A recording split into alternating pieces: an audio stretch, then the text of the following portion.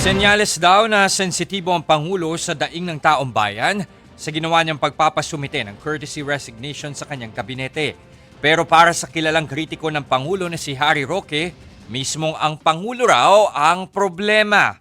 Narito ang report ni Mean Los Baños. Nagpapasalamat si Senate President Chis Escudero sa pag-amin ng Pangulo na may problema. Pinakita raw nitong may pakialam at sensitibo siya sa daing ng taong bayan at inako ang responsibilidad na ayusin ito. Payo ng Senate President sa Pangulo, dapat dumistansya siya sa mga taong ginagamit lang siya para sa sarili nilang kapakanan. Ayon naman kay Senate Minority Leader Coco Pimentel, mas mainam na kumuha ang Pangulo ng mga gabineteng may idealism at yung mga walang planong tumakbo sa 2028 elections para sigurado raw na mas matututukan nila ang trabaho. Si Senator Win Gatchalian umaasang magsisilbing paalala ang rigudon sa gabinete para pagbutihin nila ang kanilang trabaho.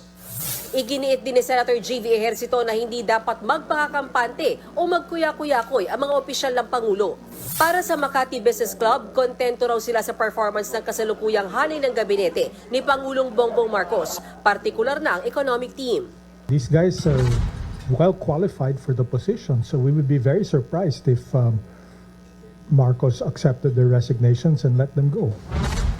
Naniniwala ang isang dating cabinet member na tama at napapanahon ang pagbalasa ni Pangulong Bongbong Marcos sa kanyang gabinete. Pero hindi raw dapat lahat ay alisin sa pwesto. In fairness naman to the cabinet, marami namang ring magagaling dyan eh. Sa tingin ko, si Vince Dizon, tulad ni Vince Dizon, very active siya. He communicates what he's doing to the public. Very, very many qualified people. Si Secretary Recto, si Secretary Henry Aguda ng DICT. Tingin naman ni Attorney Harry Roque, hindi ang mga gabinete ang problema. Marcos Jr., tama ka. Talagang sobrang politika, nabuwisit ang taong bayan, pero nabuwisit ang taong bayan sa iyo. Walang mangyayari miski pa-resignin mo silang lahat dahil ikaw ang problema. Ayon naman sa political analyst na si Edmond Tayaw, may mas malalim pang dahilan sa balasang ito.